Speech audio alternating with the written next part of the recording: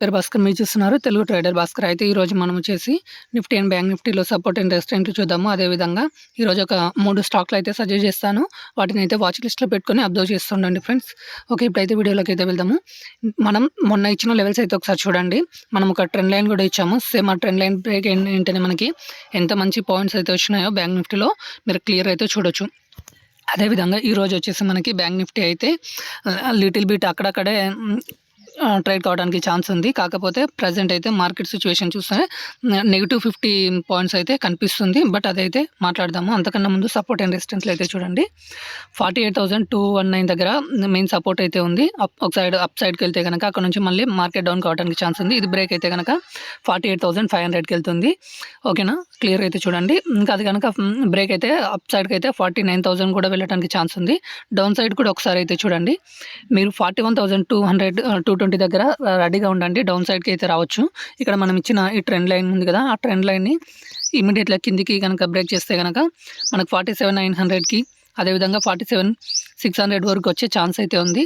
So ఈ లెవెల్స్ని అయితే మీరైతే వాచ్ చేస్తూ ఉండండి. అదేవిధంగా మనం ఇప్పుడైతే ఇంకొక వేరే స్టాక్లో కూడా బ్యాంక్ నిఫ్టీలో చూద్దాం. ఇప్పుడు నిఫ్టీలో చూద్దాము.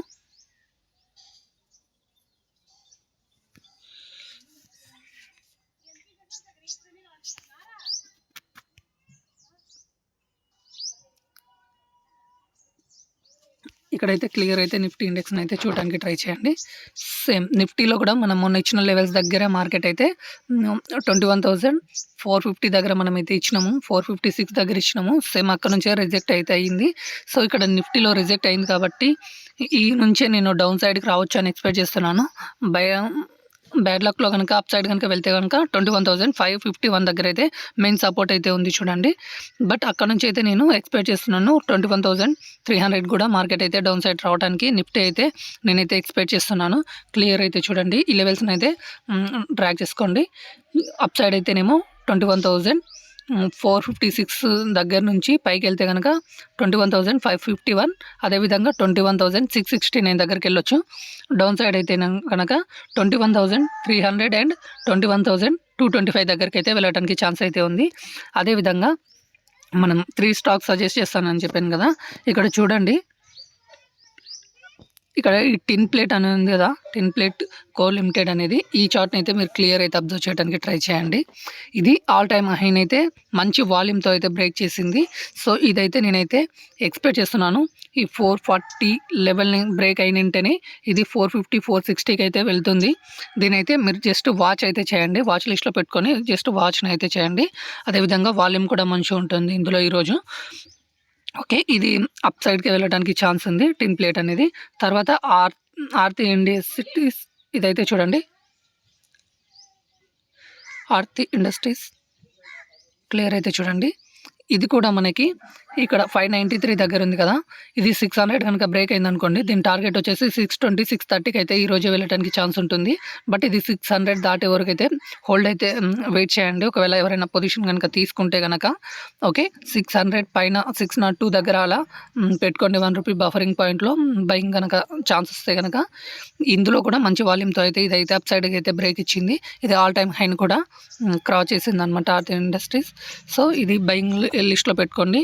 అదేవిధంగా ఇంకొకటి ఫెడరల్ బ్యాంక్ ఉంది. ఈ ఫెడరల్ బ్యాంక్ని అయితే వాచ్ చేయండి. జస్ట్ ఇది అప్ సైడ్ వెళ్తుందా డౌన్ సైడ్ వెళ్తుందా అనేది మనం ఎగ్జాక్ట్లీ అయితే చెప్పలేము. ఇది ఆల్మోస్ట్ ఆల్ టైమ్ హై దగ్గరలో నియర్ బైలో ఉంది. సో 157 దగ్గర ఉంది. ఆల్ టైమ్ హై వచ్చేసి 159 ఉంది. సో ఇక్కడ నుంచి మీరు క్లియర్ అయితే అబ్జర్వ్ చేయండి. ఈ నుంచి ఇది రిజెక్ట్ అవుతుందా లేకపోతే బిగ్ వాల్యూమ్స్ వచ్చినాయి కాబట్టి అప్ సైడ్కి వెళ్తుందా అనేది మెయిన్ థింక్ అనమాట. ఇది కనుక ఒకవేళ ఎవరైనా బై చేస్తే కనుక ఎస్ఎల్ వచ్చేసి దీనికి 150 పెట్టుకోవాల్సి వస్తుంది. ఇది కొద్దిగా 3 మంత్స్ హోల్డ్ కనుక చేయగలిగితే కనుక ఇది 180 వరకు కూడా వెళ్ళడానికి ఛాన్స్ ఉంటుంది. బట్ ఇంట్రాడే పర్పస్లో చెప్తున్నాం కాబట్టి మనం ఇంట్రాడే పర్పస్లో ఈరోజు అప్ సైడ్కి వెళ్తుందా డౌన్ సైడ్కి వెళ్తుందా అనేది దీన్ని డిసైడ్ చేస్తుంది అనమాట. 163 తర్వాత దీన్ని బై చేయొచ్చు. బట్ 163 వరకు ఈరోజు అయితే వెయిట్ చేయండి.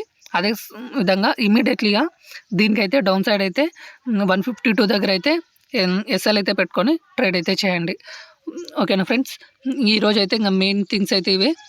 న్యూస్ అయితే కూడా ఏం లేవు. నేను చూసిన వాటి ప్రకారం అయితే న్యూస్ అయితే ఏం కనిపించలేదు నాకైతే. బట్ ఏమైనా ఉంటే కనుక మన టెలిగ్రామ్లో అప్డేట్ చేయడానికి ట్రై చేస్తాను. మన టెలిగ్రామ్ ఛానల్లో జాయిన్ అయిపోండి. Okay, thank you for watching Telugu trader Bhaskar.